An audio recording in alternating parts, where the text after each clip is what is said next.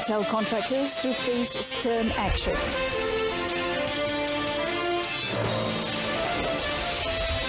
Grants only for truly qualified entrepreneurs.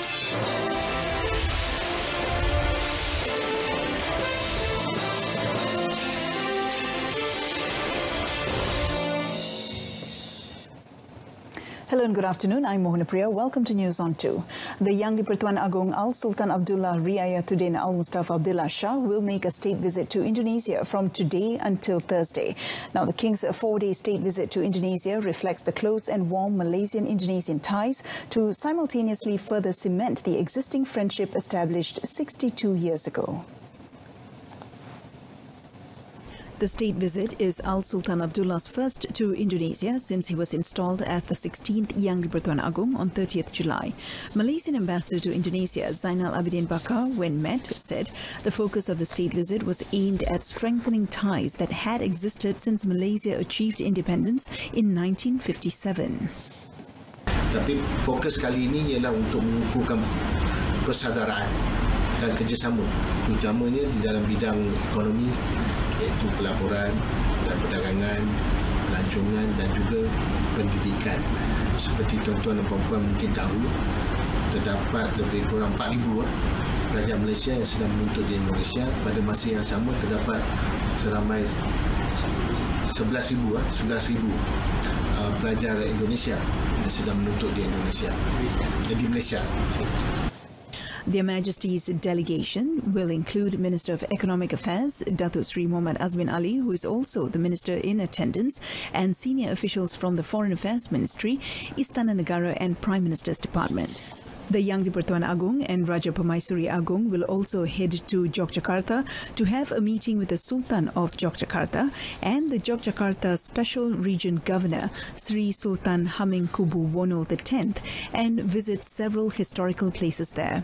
Indonesia is Malaysia's closest and most important neighbour and 9th biggest trading partner globally, and the 3rd biggest among ASEAN nations after Singapore and Thailand. In 2018, the two-way trade recorded was 72.02 billion ringgit, up by 7.4% compared to 71.51 billion ringgit in 2017. Prime Minister Tun Dr. Mahathir Mohamed's first official visit to Vietnam for 3 days starting today is expected to help spur bilateral trade to $15 billion next year. Now, the figure is achievable as outlined under the 2017 to 2019 Malaysia-Vietnam Action Plan. According to Malaysian Ambassador to Vietnam, Datuk Sharifah Nurhana Said Mustafa, Malaysia, being the 8th largest trading partner for Vietnam, recorded for the first quarter of 2019 an increase in bilateral trade by 1.18% to $4.27 billion as compared to the corresponding period in 2018. 2018 nilai dagangan antara kedua-dua negara mencatatkan $13.3 bilion dan ekspor Malaysia ke Vietnam mencecah $8.4 bilion, sementara import dari Vietnam berjumlah $4.77 bilion. According to Wisma Putra's statement, the Prime Minister is scheduled to hold a bilateral meeting with the Prime Minister of Vietnam, Nguyen Tuan Phuc, where they will discuss Malaysia-Vietnam bilateral cooperation as well as regional and international issues of common concern to both countries. Tun Dr. Mahathir will be accompanied by his wife, Tun Dr. Siti Hasmah Muhammad Ali, Minister of Foreign Affairs Dato' Saifuddin Abdullah, as well as senior officials from the Prime Minister's Office, the Ministry of Foreign Affairs and the Ministry of International Trade and Industry. Finance Minister Lim Guan Eng said contractors found to have been ganging up to form cartels to win government contracts will have stern action taken against them. He said using such tactics was a clear violation of laws, and the Domestic Trade and Consumer Affairs Ministry, through the Malaysia Competition Commission, or MYCC, must take clear action against such cartels if claims that these contractors were working together to bid and then win lucrative government contracts had basis. Saya rasa sekiranya ada kes-kes demikian harap boleh dilaporkan bukan saja kepada kerajaan tapi harus dilaporkan kepada SPRM kerana ini adalah satu kesalahan kita kena ikut anggaran itu jabatan dan supaya ia lebih sepadan ataupun sama dengan harga pasaran. Lim said this to the media after a working visit to several areas in Butterworth such as Kampung Bengali, SRJ K Chung Hua Pusat and SK Sungai Puyu. Yesterday, a local paper reported that there were at least 10 government projects worth millions being probed by MYCC after the companies that won the bids were suspected to have formed an alliance in the bidding process. The report also stated that the investigation was initiated after MYCC received information about the tactics employed by the conspiring companies. The government will continue to give grants to Bumiputra entrepreneurs, but the assistance would only be given to those in the target group who are truly qualified. Entrepreneur Development Minister Datuk Sri Mohammad Ridwan Mat Yusof said the main function of the ministry was not only to give out grants, but also to assist entrepreneurs and open up opportunities to boost their incomes. Datuk Sri Mohammad Ridwan said the government would give grants for research which showed promise of being commercialized. It will help speed up the start of any business started by such entrepreneurs. Boleh fokus. Kita tak adakan blanket, kita ada grant. Saya sebutkan tadi, SME Corp masih ada lagi grant padanan. Matching grant sebanyak 500,000. Dengan syarat orang yang berusaha itu menunjukkan dia dah commit 500,000. Jadi modal tu tadi ada 1 juta lah. Kita bagi grant padanan masih ada lagi. Grant untuk research dan development, Kabinet pun telah bersetuju. Kita ada research management agency. Kita ada peruntukan. Peruntukan sebanyak lebih daripada 5 bilion. Datuk Sri Mohammad Ridwan was commenting on the statement of Parti Bumiputra Persaka Malaysia or Putra Vice President Datuk Hamidah Osman, who suggested that the government close down the ministry following its decision to no longer give free grants to Bumiputra entrepreneurs. He said this after visiting the Pekan Rabu complex in Alustar, Kedah yesterday. The Education Ministry is taking proactive measures to address the issue of abandoned teachers' quarters across the country. Minister Dr. Mazli Malik said the action would include restoring a number of quarters, leasing the quarters to private and government agencies, including the state government, as well as modifying the function of the quarters. Kita melakukan perbincangan dengan agensi-agensi yang terlibat, dengan kementerian-kementerian yang ada, begitu dengan mana-mana pihak swasta dan juga dengan kerajaan negeri. Contohnya dengan kerajaan negeri Kedah, kita telah menyewakan quarters kita untuk menjadi asrama bagi Unisyam milik kerajaan negeri Kedah. Ada dengan pihak-pihak yang lain juga. Dr. Mazli said, as of now, the ministry has 50,257 quarters throughout Malaysia, of which 33,893 units, or 67.44%, are occupied, while 16,364 units, or 32.56%, are vacant quarters. Out of the vacant quarters, 10,062 units are in poor condition and cannot be occupied, most of which are located in rural areas.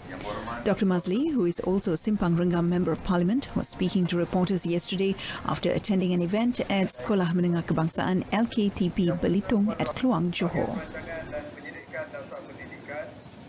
Police detained 2 men and seized 5.1 kilograms of drugs believed to be methamphetamine worth 255,000 ringgit in a raid in Serdang Perdana, Sri Kembangan on Friday. Serdang Deputy OCPD Superintendent Muhammad Rosdi Daud said during the 10 p.m. operation, police nabbed a man at the premises and found 5 plastic packets suspected to contain methamphetamine.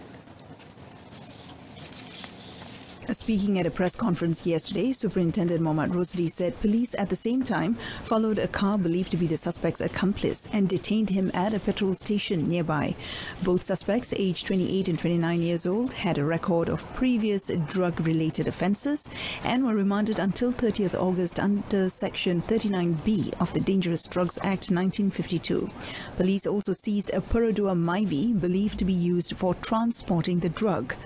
Superintendent Mohammad Rosdi said an initial investigation found that the two men became active in trafficking drugs about 3 months ago and received their drug supply from the Malaysia-Thailand border area, and the drugs were sold to other distributors around the Klang Valley.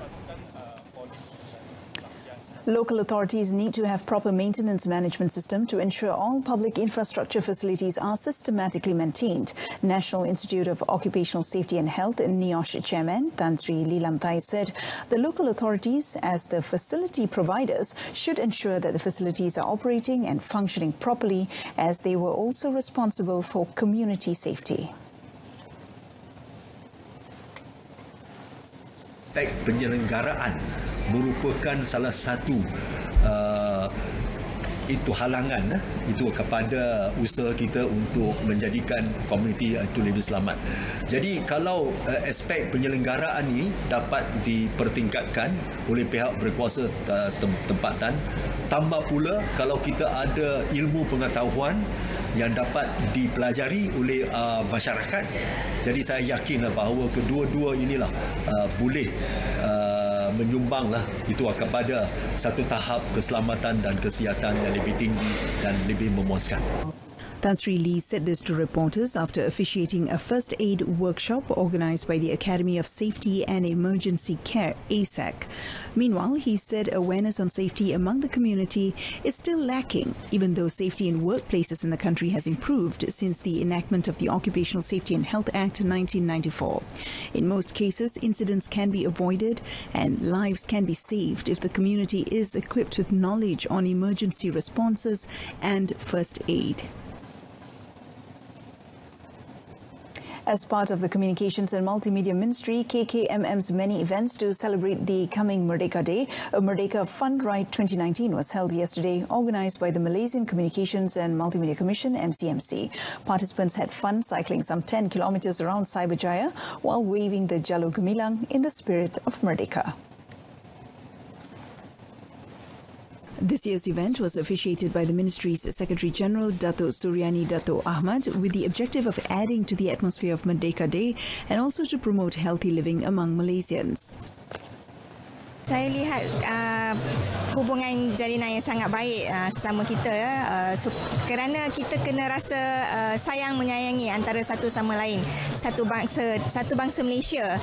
Kita perlu bekerjasama dalam apa jua bidang, kita perlu bersifat toleransi sesama kita supaya kita dapat hidup dalam harmoni, dalam keadaan yang sangat bahagia dalam negara yang kita sayangi ini.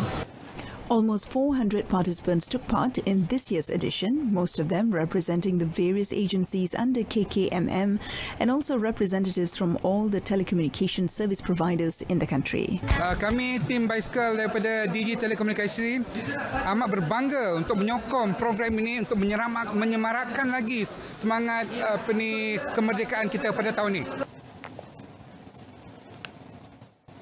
Nika, Palm Fibers Dremberhad, Pottonggula, Iluk Quran and Chitrasa Millennium emerged the 5 winners of SAY Aspire 2019 Business Pitch. Selangor Youth Community or SAY Chief Operating Officer Dr. Mohammad Zulikwan Ayub said following the announcement, it hoped to be able to craft a personalized program or intervention to help the companies grow the business. Kita ada macam contohnya setengah program entrepreneurship kita ada setahun, 6 bulan, 3 bulan, 4 bulan macam tu kan. Kita letak KPI or outcome what we call it. Not KPI but outcome. So they have to increase their revenue by 20% or high brand visibility or they have to penetrate one overseas market. So we work towards that. Because you tak boleh kita panggil pukul rata all these companies. Some companies take a longer period of time to grow. And as long as they are part of our network, we are more than happy to extend our assistance as well.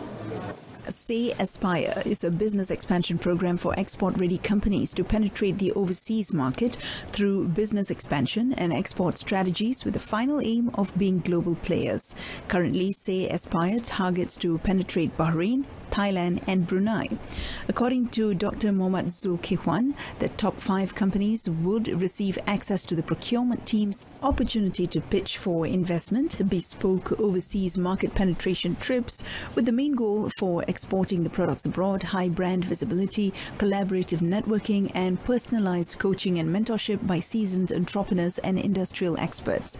Earlier, 11 entrepreneurs were given 5 minutes pitching opportunity to explain about their business model, products, and aspiration to enter foreign markets. And that concludes this afternoon's edition of News on 2. In our top story today, cartel contractors to face stern action. Join us again at 7 p.m. for more updates on the latest happenings from around the world. I'm Mohana Priya. Thanks for watching.